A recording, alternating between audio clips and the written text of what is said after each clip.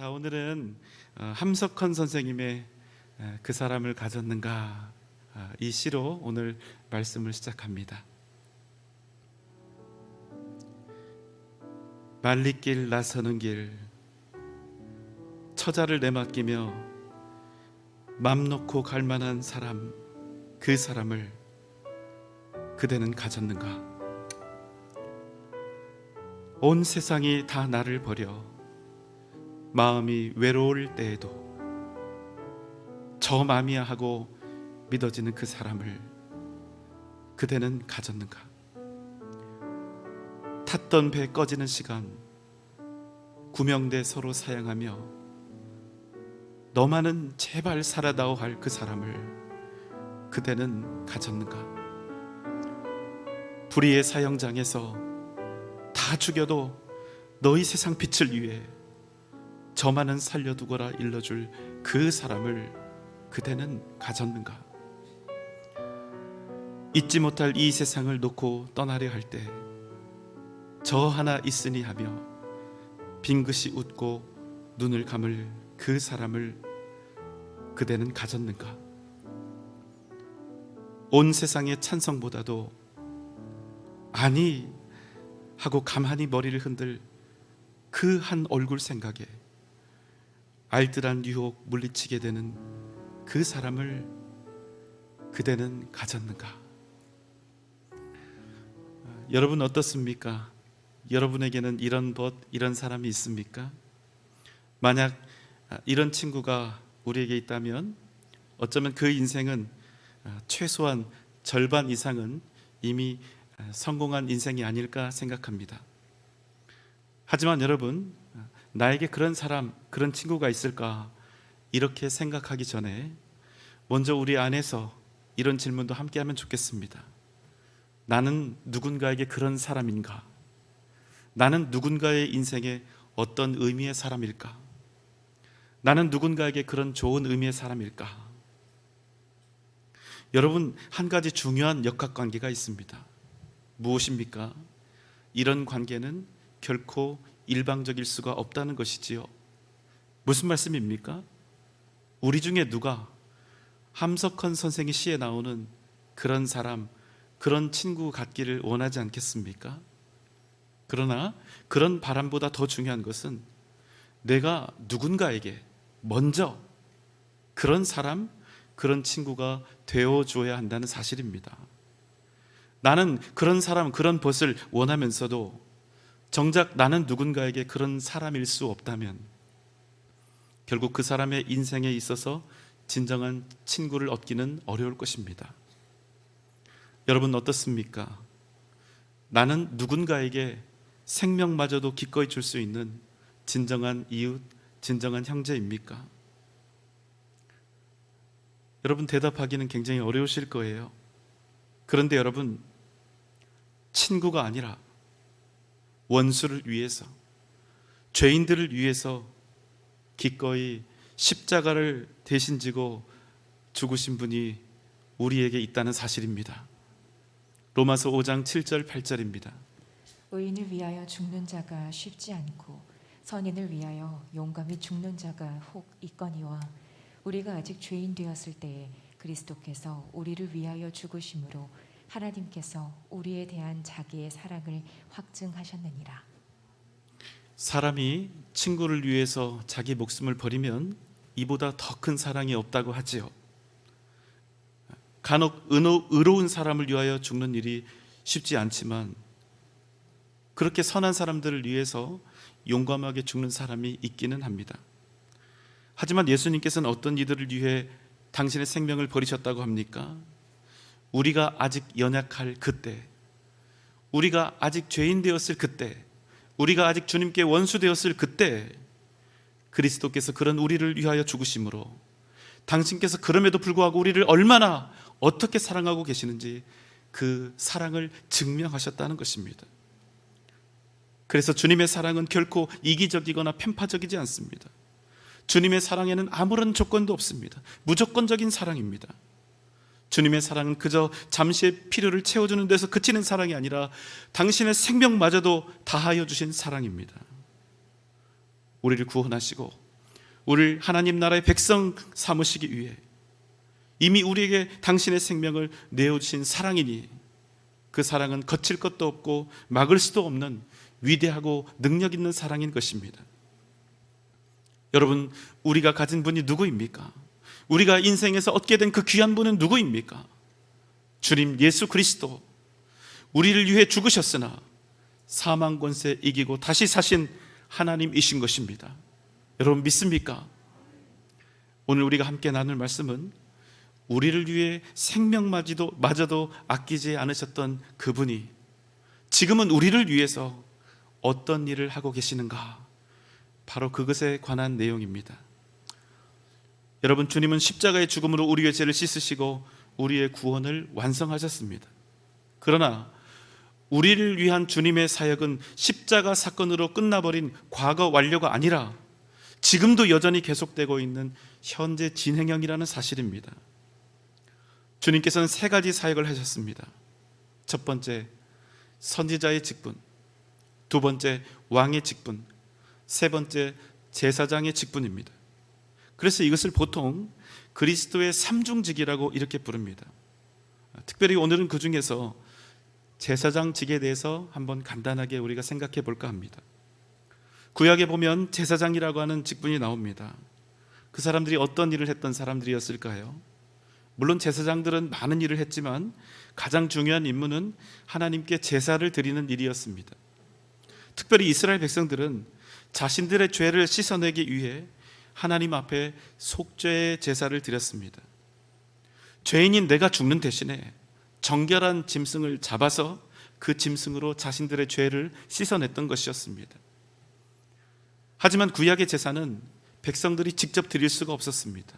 왜 그랬을까요? 죄를 짊어진 채로는, 거룩함이 없이는 그 누구도 하나님 앞에 감히 나아갈 수 없었기 때문입니다. 그래서 제사장이 필요했습니다. 제사장은 백성들이 가져온 희생 제물을 불에 태워 번제로 드렸습니다. 이렇게 백성들을 대신해서 하나님 앞에 나아가 그들의 죄의 용서를 구하고 죄인들이 하나님께 화평을 얻게 함으로 그들이 죄 때문에 죽임을 당하지 않도록 생명을 얻도록 하는 일을 그들이 담당했습니다. 이것이 구약시대 하나님께서 이스라엘 백성들에게 주셨던 속죄와 구원의 방법이었습니다. 처음에는 이 방법이 아주 간단하고 합리적인 것처럼 보였죠. 죄를 지으면 나 대신 어떤 짐승을 죽이고 그 죽음으로 내 죄를 속하는 속죄의 제사를 드린다. 그럼 그 제사가 마쳐지는 그 순간 내 죄는 모두 사라지고 나는 거룩하게 된다. 아주 완벽하고도 분명한 그런 방법이었습니다. 하지만 여러분, 이러한 피해 제사를 드리면 드릴수록 이 일이 이스라엘 백성들에게 소망이 된 것이 아니라 오히려 절망이 된다는 사실을 그들이 점점 깨닫게 된 것입니다. 왜 그랬을까요? 구약의 제사 방법은 이렇습니다. 죄를 지은 사람이 제물이 될 짐승을 회막으로 이끌고 옵니다. 그 다음에 제물이 된 그 짐승의 머리 위에 손을 얹고 안수하며 기도합니다. 그럼 어떻게 될까요? 내가 지은 죄가 제물인 짐승에게 그대로 전가가 됩니다. 그 제물을 어린 송아지라고 한번 우리가 생각을 해볼게요. 그럼 이 송아지가 이제 죄인이 되는 것입니다. 그럼 어떻게 할까요? 죄의 싹슨 사망이니 이제 송아지를 심판해야 하는 것입니다. 그런데 누가 합니까? 제사를 드리러 온 사람이 직접 죽입니다. 누가 대신 죽여주는 것이 아닙니다. 아무런 죄도 없는 송아지가 오롯이 나의 죄 때문에 죽는 것입니다. 그러나 내가 죽지 않으려면 그 송아지가 아무리 불쌍해도 내가 그 송아지를 반드시 죽여야 하는 것입니다. 송아지는 본능적으로 자신이 당한 위험과 죽음을 감지하고 미친 듯이 몸부림치면서 곡소리를 냅니다. 그래도 죽여야 합니다. 그래야 내 죄를 씻음받을 수 있기 때문입니다. 송아지의 목에 칼을 집어넣습니다.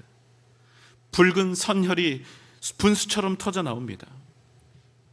여러분, 우리가 한 가지 가지고 있는 잘못된 선입견이 있는데, 우리가 구약의 제사를 생각할 때 이 제사의 과정이 우리가 드리는 이 예배처럼 매우 거룩하고 아름답고 성스러운 그런 모양새를 띠고 있을 것이다, 이렇게 오해합니다. 그런데 여러분, 절대로 그렇지 않다는 것입니다. 구약의 제사는요, 하나님 빼고 또 죄를 사함받는 그 속죄의 의미를 빼면 거의 완벽하게 도살장의 그 모습과 흡사합니다. 제사를 드리는 그곳은 평화와 고요가 있었던 것이 아니라 짐승들의 피비린내로 가득했습니다. 죽어가는 짐승들의 신음소리와 죽음의 냄새로 가득했습니다. 바닥은 여러분 어땠을까요? 온통 피로 흥건했습니다. 그런데 제사의 과정이 그저 그 짐승을 죽이는 걸로 끝나지 않습니다.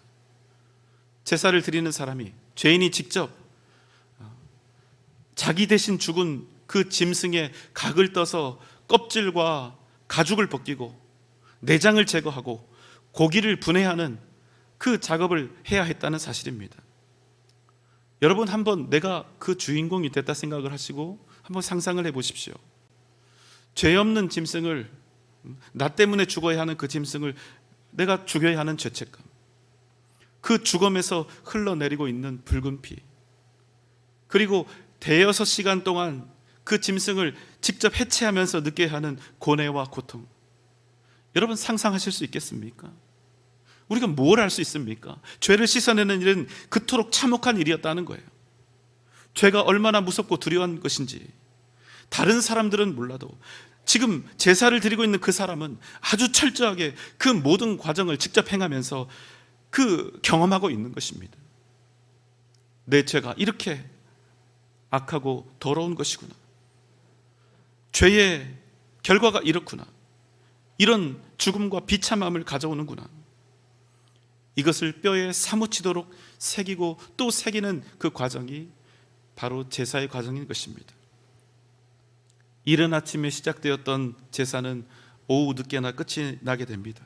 그럼 어떻게 됩니까? 이제 그 사람은 완벽하게 죄가 없는 거룩한 성도가 되어서 회막을 빠져나오게 되는 것입니다. 이 모든 제사의 과정을 관장하며 이끌어가는 사람이 바로 제사장이었습니다. 그런데 여러분, 완전 무결하게 거룩함을 얻은 그 사람이 다시 죄를 짓고 죄인의 신분으로 떨어지는데 과연 얼마나 걸렸을까요? 거룩한 상태로 회막문을 나서는데 너무나 아름다운 여인이 보입니다. 나도 모르게 이 마음으로 간음합니다. 무죄한 상태로 회막문을 나서는데 요즘 나를 너무나 못살게 괴롭히는 원수의 모습이 보입니다.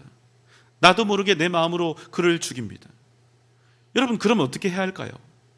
그 사람은 다시 그 길로 속죄의 제사를 드리러 회막으로 유턴해야 하는 것입니다.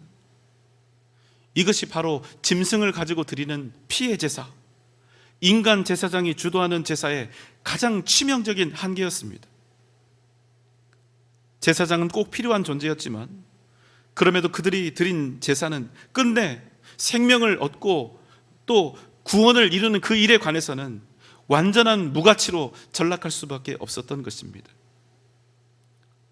제사를 드리고 나면 아주 잠시 동안은 정결케 될 수 있겠지만 아무리 그런 제사를 드리고 또 드려도, 평생을 드려도 결국 그 사람의 끝은 무엇이겠습니까? 그 마지막은 죄의 껍데기를 뒤집어 쓰고 심판의 자리에 내던져질 수밖에 없다는 것입니다.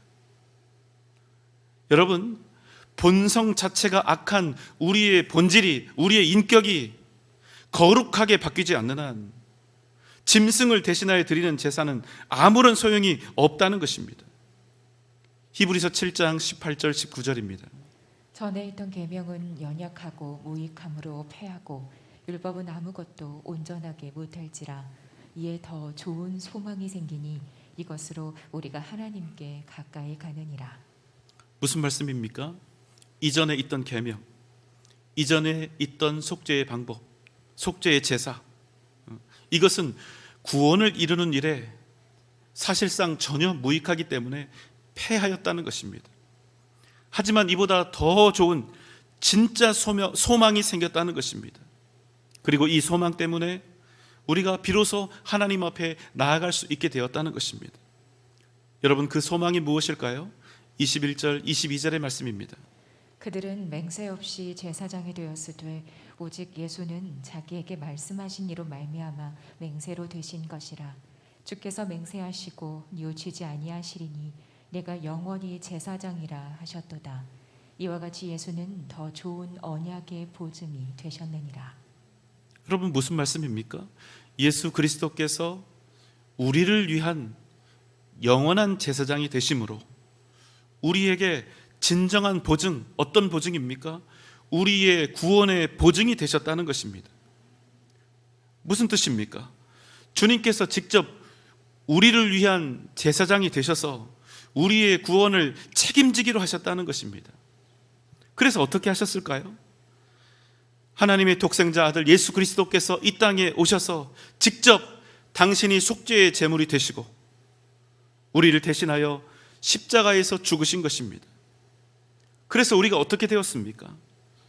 하나님께서 우리를 위해 죽으신 그 무한한 능력과 무한한 가치 때문에 우리의 모든 죄가 사함받아 거룩하게 된 것입니다.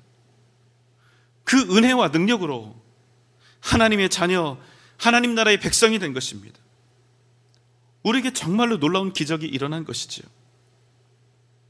그런데 여러분, 이보다 더 놀라운 일이 우리에게 있습니다. 하나님 당신께서 직접 이 땅에 오셔서 우리를 위해 당신의 생명을 십자가에서 희생해서 우리를 살리셨음에도 불구하고 우리가 여전히 어떤 상태냐는 것입니다. 혹시 여러분 한번 생각해 보십시오.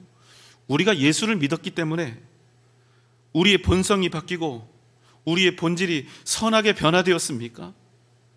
그래서 누구를 미워하거나 싫어하는 일 없고 분노하는 일 없고 악한 일을 도모하지 않고 우리가 항상 선한 일에만 힘쓰고 그렇습니까? 어느 날 갑자기 우리가 예수를 믿어서 우리가 정말로 천사같이 그런 사람들이 되었습니까? 아니지요, 여러분. 완벽하게 그런 일이 없습니다. 우리가 주님을 믿는다 하면서도 우리가 십자가의 은혜를 통해서 구원을 받았다 하면서도 너무나 죄송하고 안타깝고 답답한 일이지만 우리의 이 악한 본성 자체는 하나도 버리지 못하고 변하지 않았다는 사실입니다. 그래서 여러분, 그 증거가 무엇입니까? 우리가 이렇게 믿음 생활하면서도 끊임없이 악을 행하고 죄를 지면서 살아가고 있는 것이 아닙니까? 그런데 여러분, 더 놀라운 사실이 있습니다. 주님께서 그런 우리를 어떻게 하기로 하셨다고요? 우리의 구원을 예수 그리스도께서 직접 책임지기로 하셨다는 것입니다. 언제까지요? 우리가 하나님 앞에 나아가 영원한 생명을 얻을 때까지. 그래서 여러분, 우리에게 소망이 있는 것입니다.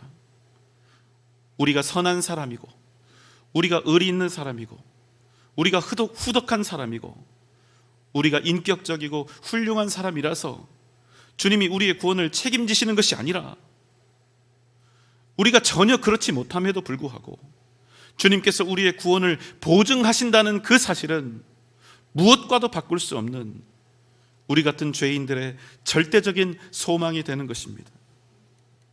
그럼 여러분, 어떻게 주님께서 우리를 보증하고 계실까요? 오늘 본문의 말씀입니다. 히브리서 7장 24절 25절입니다. 예수는 영원히 계심으로 그 제사장 직분도 갈리지 아니하느니라. 그러므로 자기를 힘입어 하나님께 나아가는 자들을 온전히 구원하실 수 있으니 이는 그가 항상 살아계셔서 그들을 위하여 간구하심이라. 무슨 뜻입니까? 주님께서 우리를 위한 제사장으로 영원히 계신다는 것입니다. 그리고 변함없이 우리를 위해서 제사장의 직무를 담당하시겠다는 것입니다. 그래서 어떻게 됩니까? 누구든지 주의 이름을 부르는 모든 자를 주님께서는 한 사람도 빠짐없이 단 한 사람도 놓치지 않고 단 한 사람도 버리거나 포기하시지 않고 반드시 구원하신다는 것입니다. 그런데 어떻게 말입니까? 그러므로 자기를 힘입어 하나님께 나아가는 자들을 온전히 구원하실 수 있으니 이는 그가 항상 살아계셔서 그들을 위하여 간구하심이라. 무슨 말씀입니까? 주님께서 우리의 구원과 이 땅에서의 승리를 위하여 지금 이 순간도 여전히 하나님께 간구하고 계신다는 사실입니다. 주님께서 십자가에서 우리를 위해 이루신 그 구원을 보증하시기 위해서 날마다 하나님 앞에 간구하신다는 것입니다. 여러분, 우리가 어떤 사람들입니까? 우리가 그리스도의 피로 죄사함을 받고 구원을 얻었죠. 우리가 날마다 고백합니다. 이 받은 구원보다, 얻은 천국보다 귀한 것은 없다 하죠. 그런데 여러분, 정말 우리는 그 구원을 이 세상 사는 동안 정말로 기뻐하면서 그 감격 속에서 살아가고 있습니까? 우리가 무슨 기도를 하는지 그 내용을 보면 우리가 어떤 상태에 있는지 분명히 알 수 있습니다. 한번 여러분도 스스로를 되돌아보십시오. 어떤 기도들을 하고 계십니까? 분명 우리가 입으로는 이런 내용이 들어있습니다. 이 일을 주님께 요청하는 것은 주님의 영광을 위한 것이라는 단서를 우리가 달지만, 우리가 정말 주님의 영광을 위해서 기도합니까? 아니면 나의 영광을 위해서 기도합니까? 하나님의 뜻을 위해서 기도합니까? 아니면 나의 소원을 위해서 기도합니까? 하나님이 기뻐하시는 그 길을 내가 그럼에도 불구하고 달려가기 위해서 기도합니까? 아니면 내가 원하는 길을 달라고 기도합니까? 하나님께서 지금 나에게 허락하신 상황, 그것이 좋을 수도 있고 나쁠 수도 있습니다. 그러나 그것을 내가 믿음으로 받고 그것을 믿음으로 행하기 위해, 이기기 위해 기도합니까? 아니면 내 유익한 쪽으로 그것들을, 그 모든 상황들을 바꿔달라고 기도합니까? 여러분, 우리의 본성이 여전히 하나님의 나라를 향하여 있는 것이 아니라 이 세상을 향하여 있다는 것입니다. 왜요? 여전히 우리의 본성이 죄에서 하나도 바뀌지 않았기 때문입니다. 그래서 여러분, 주님께서 우리를 위하여 간구하실 수밖에 없는 것입니다. 그래서 주님이 우리를 위해서 간구하시는 것입니다. 지금 이 순간도 우리를 위해 기도하시는 것입니다. 로마서 8장 26절입니다. 이와 같이 성령도 우리의 연약함을 도우시나니 우리는 마땅히 기도할 바를 알지 못하나 오직 성령이 말할 수 없는 탄식으로 우리를 위하여 친히 간구하시느니라. 여러분, 주님이 우리를 위하여 간구하신다는 것은 어떤 의미입니까? 단지 우리를 위해서 열심히 기도하신다, 그런 의미입니까? 아니요. 주님이 우리를 위해 간구하신다는 것은 이런 뜻입니다. 아기를 출산하고 있는 산모에게는 아주 큰 고통이 찾아옵니다. 우리 어머니들 그러셨죠? 아시죠? 그런데 그 순간 말로는 표현할 수 없는 고통이 닥쳐왔을 때 엄마는 오히려 아기를 위해서 기도한다는 것입니다. 왜 엄마가 아기를 위해서 기도해야 합니까? 아기가 자신의 몸에 있는 산도를 통해서 나올 때 나 자신이 이렇게, 엄마가 이렇게 아픈 것을 보면 연약한 내 아기는 얼마나 고통스러운 사투를 벌이고 있겠는가. 여러분, 아기도 출산의 고통을 엄마와 함께 느낍니다. 아기 역시도 목숨을 걸고 죽을 만큼 고통스럽게 태어나는 것입니다. 그래서 엄마가 아기를 위해서 기도하는 것입니다. 그런데 자기 자신을 위해서 기도하는 것이 아니라, 하나님, 만약 둘 중에 하나가 살아야 한다면 내가 아니라 내 아기를 살려주십시오. 여러분, 바로 이렇게 기도하는 것이 주님이 우리를 위하여 간구하여 기도하시는 것입니다. 어떻게 해요? 말할 수 없는 탄식으로 우리를 위해 간구하시는 주님의 기도인 것입니다. 여러분, 저는 목사입니다. 부족하지만 우리 교회를 위해서, 우리 성도님들을 위해서 기도하고 있습니다. 그러나 우리 교회가 작은 교회가 아니죠. 어쩔 수 없이 우리 성도님들 모두를 위해서 한꺼번에 기도할 수는 없습니다. 그렇지만 때마다 일마다 하나님께서 떠오르게 하시는 그분들을 위해서 항상 기도하고 있습니다. 그러나 여러분, 우리의 교회가 지금까지 지내온 것은 목사의 연약한 기도 때문이 아니라는 것입니다. 우리 주님 예수께서 우리의 영원한 제사장으로서 우리를 위하여, 우리의 교회를 위하여, 우리의 가정을 위하여, 여러분을 위하여 간구하고 계시기 때문인 것을 우리가 기억해야 한다는 사실입니다. 오늘 우리는 맥주감사 주일로 지키고 있습니다. 어떤 분들에게는 이 어려운 시대 속에서도 여전히 잘됨과 풍요로움을 주셨을 것입니다. 하지만 반대로 어떤 분들에게는 말로는 표현할 수 없는 곤고함과 시련의 때를 지나가게 하셨을 것입니다. 그럼에도 맥주감사 주일인 오늘 우리가 변함없이 하나님께 감사할 수 있는 이유는 무엇입니까?